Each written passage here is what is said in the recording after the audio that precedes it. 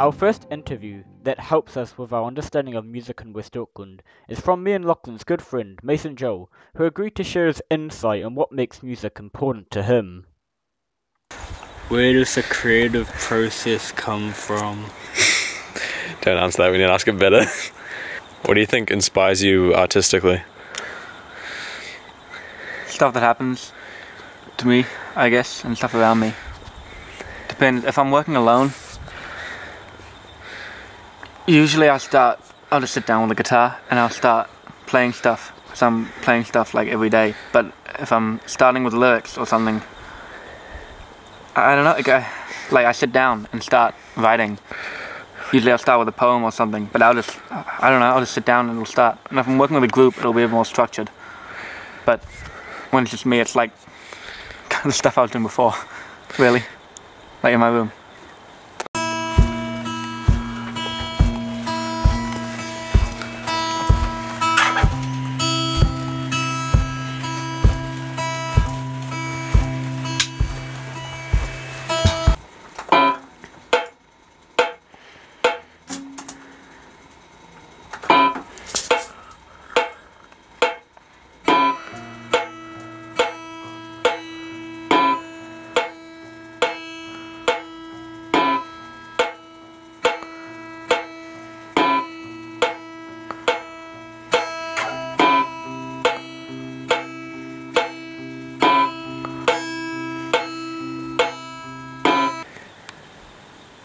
What do you think happened in your life leading up to now that brought you to the kind of inspiration that you find in your music? What from growing up fuels that inspiration? I guess my grandpa being a musician was the big thing that started it. But I didn't start making actual good stuff I value until a whole bunch of bad shit happened to me. And I realized I can use that. That makes it a lot better than the good stuff. Do you think there's a change in the kind of stuff that you made since your life changed? Not since my life changed, but since I realized that, I guess since I started to actually think about all the stuff and wasn't just like living in it, when I started to sit down and think about it, that's when it was more like, it started being a bit more, I guess, like deep and personal and meaningful, is when I started like thinking about all the stuff that was happening to me instead of just sitting in it. So for you, would you say that music's kind of therapeutic? Not therapeutic really in the way like getting your feelings out and talking to someone, but therapeutic in the way where like, I don't know, if you're making it or you're listening to it, like you can sit with music, you can lay with music, you can play it, you can fuck it up, you can like, I don't know, do anything. And if it's you doing it and it feels right, then it's real. Like, there's nothing else really I can think of that's like that. What do you think of in terms of escapism? Do you think you use it for escapism, to escape the problems in your life? Or more to embrace it? Embrace it, I think. I use it more to be in the moment. Like, I don't know, if I'm like, listening to music, not as much. I guess listening to music's more escapist. But when I'm making music, like I'm sitting down with a guitar or whatever, or with lyrics, or the computer, or with like a piano, it's so in the moment. Like it's, I don't know, I become whatever I'm playing, and it's not just mess happening around me like all the other stuff is. It's like so grounded, and yeah, I guess embracing it, yeah. How do you think music's going to influence your future? I think it's going to be most of my future. I don't know. I'm going to keep doing it no matter what. I don't really have anything that I know set in stone aside from that. It's going to always be there. Do you have any ideas if it doesn't work out?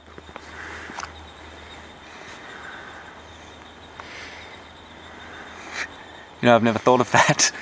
I don't need to. And it's going to work out. It's going to work out. There's no way it wouldn't. Even if it's just me doing what I'm doing now, I'm sitting with a guitar. It's just going to work out. Like, I don't know, it's going to work somehow. Probably. Where do you play most of your music? My room, alone with the lights off. Yeah. Do you do gigs? Yeah, oh yeah. For work, I do stuff at rest homes, yeah.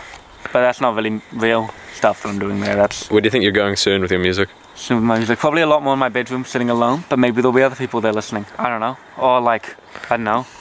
band and building, SoundCloud. I don't fuck like school gigs. Maybe a lot more rest homes probably because I got to get my money up. Yeah, yeah, a lot of that. Do you have anything else like that you want to say? For on camera. I don't know, figure it out yourself. That's what I think. That's what I did. That's what everyone needs to do. It's going to be music, maybe, or it's not going to be music. It's going to be something. And that's it, that works. Figure it out, it's going to be something. After his interview, Mason invited us to hear more of his poetry, the kind that he uses to inspire his musical work. The one that he read us was titled Mad Dog. Okay, 5, 4, 3, 2, 1. My father loaded 2 shots into the same gun, aimed at one target, one into my mother's bosom, one into a Venicava. Methamphetamine, me. One to carry her off, the other to pull her back. I know not yet which is which. Moving, always moving. Smoking, always smoking. My old man, all right. She was not a mother then. Perhaps little has changed. He is not a father still. Says she was born to carry me, and so I was born to carry her. Where is this man? If only in reflection I know his name. Mad Dog. More lies beneath each line. I will not become him, and each line I will not create her. Tapeworms, bequeathed from the man to the boy. Absent parasites, bearing a name I don't recognize, and yet the world calls it. They hunger, eyes cocked, fists locked. In me, a woman crying to be seen. The man nowhere to be seen. He is in my hands already, no harm in breaking the mirror. She is nowhere to be found. Where did I lock her away? The drug is in my veins, no harm in opening the search. Mother, the needle wasn't mine. Sometimes I wish it was, to make it stronger, for you and for me. Father, I'll take her off your hands. Just take your hands off her. I'll cast her off.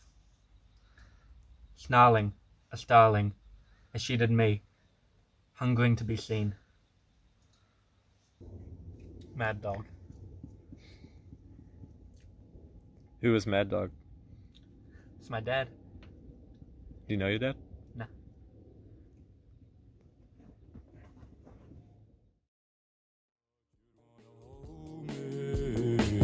Yeah, calling me 6 times in the middle of my lunch, threw it all away. Got me thinking you were dumb, but your accent pulls me in too much. We got the pleasure to interview one of West Auckland's up-and-coming musicians, Silas Park. He is a rapper, singer, and producer for other artists, and this will be his first ever on-camera interview.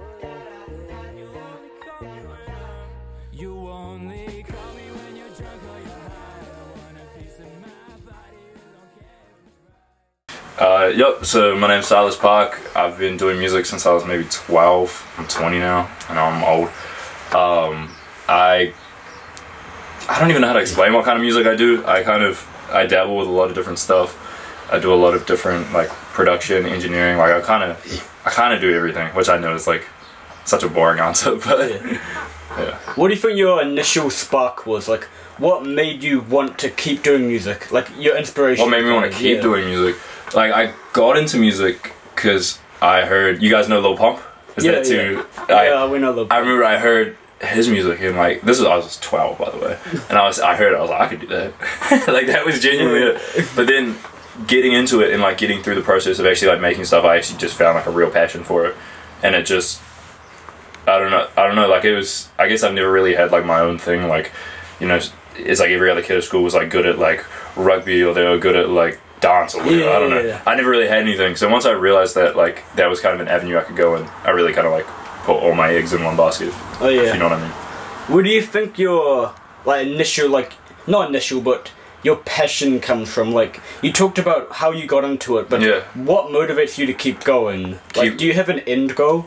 I guess like in high school, like I was bullied a lot for like making music, and because it wasn't really like, I don't know about what it's like at your guys' high school, but like back when I started making music, no one else was doing it. Yeah. So it was pretty easy to make fun of, to be fair, like looking back.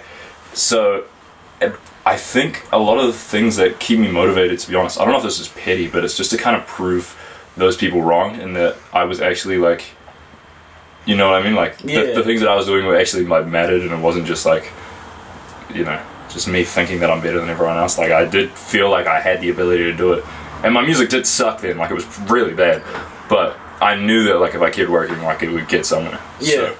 Do you think those themes of bullying and like, I don't know, like isolation of being alone in music, do you think you've put those in your lyrics and like intertwine them with your music? Yeah, 100%.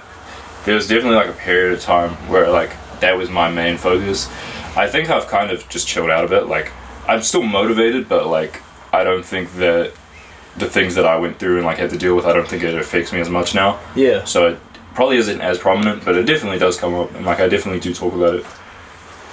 What's the process of making music? Like, do you just think of an idea, like whip it up and Yeah, kind of. Just... So, I mean, I work with a lot of my friends. One of my mates, Lachlan, he's like an amazing producer. Like, he'll just sit at my computer and like, I'm just over there doing my uni work or whatever. Yeah. And by the time I'm like looking up, he's already got like 5 beats ready. So, I'm going through those. I'm the sort of person that's like, I have an ear, like, I know instantly when it's something that like I could do something good over. So it's like, as soon as I hear something that I'm like, oh, like I see the vision with this, I kind of just like vomit it all out. Like I'm a pretty fast writer. Like I feel like I always know exactly what I want to do with a track. So yeah, I guess it's kind of weird. Like there almost isn't a process. Like I always say to people like I kind of just vomit it out. Like it kind of just happens. But you mentioned you're going to uni, and you're doing music on top of that. Is that hard, or would you like prefer to keep doing music if it gets like big or something? It's hell. Don't. Yeah.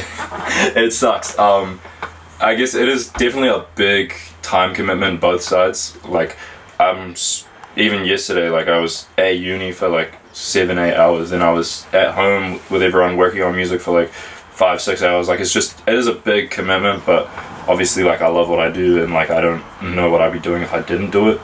Like, I'm not a very good person at like entertaining myself when I'm just like on my own. Like I'm not that big of like a gamer, or I'm not that big of like a, you know, I don't really have any like hobbies like that. Like so, shows or anything. Yeah. So I guess like just what I'm doing, like I can't imagine myself doing anything else, even if it is like mentally really like draining.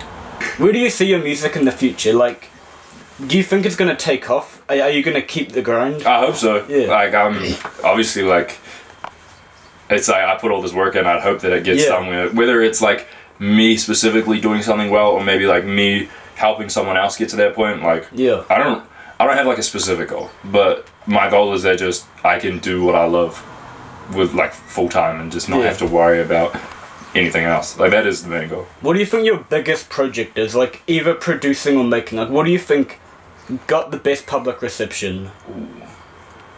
I've done some cool stuff. I've engineered for some cool people. Do you guys know Zaytoven? Maybe. I'll have to see. Yeah, well, yeah, he's worked with like a lot of rappers like Future, Young Thug, like those guys. Like big names. Yeah, I've worked with him, and that was cool. No, I've done a lot of like notable stuff. I've mixed like 2 gold songs before, which I think is quite cool. So those are probably my most like proud achievements. What would you say to like inspiring musicians who want to make music? Like, what's your advice for them? I think if you really want it, like just, I wouldn't say drop everything you're doing, but just make sure you like take it seriously. Like if you really think that you have the talent and the skill to go somewhere, like just put all the cards on the table. Like just go for it. Like, you know, the saying like the worst thing she could say is no. Like, that's kind of what I apply to music. Yeah. And like, you know, everyone thinks that like, oh, how am I going to get there? I have no connections to the industry. But it's like everyone's so much more connected than you realize. It's like I thought that way, and then all of a sudden I have a friend whose uncle was on the radio. I have a friend who's like, you know what I mean? Yeah. All of a sudden you realize, like, especially in New Zealand's pretty small. Like everyone knows everyone. So it's like, you know, there's always an opportunity to break out, and it's like if you're doing something unique and something cool, like someone's gonna find it. Yeah. Yeah. I think that's good. No. Pretend I'm playing it right. Well, it's because I'm playing it wrong, because it's hard without the finger. Next week, I got invited back to Mason's house for an exclusive performance by him and his bandmates, on the condition that we share the footage.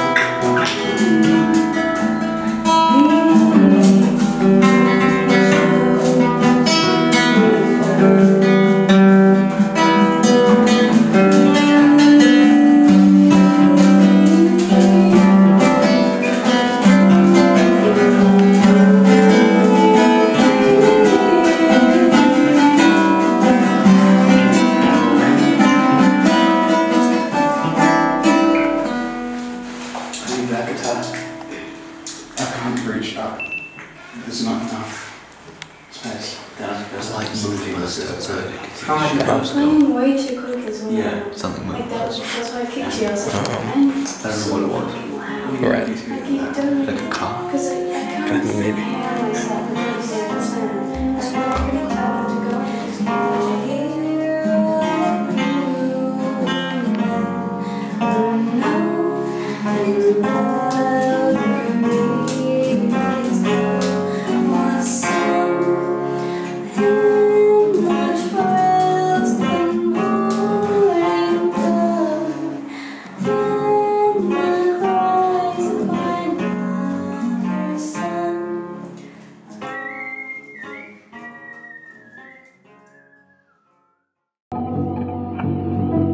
Our investigation into the West Auckland music scene taught us a lot about how to accomplish your dreams in a small world, away from the city life. Our friend Mason Joel taught us a lot about finding art throughout your life, and applying your life experiences to your art. While our time with the professional musician Silas Park taught us the value of work ethic. This has paid off to enrich our understanding of the pursuit of art as a whole.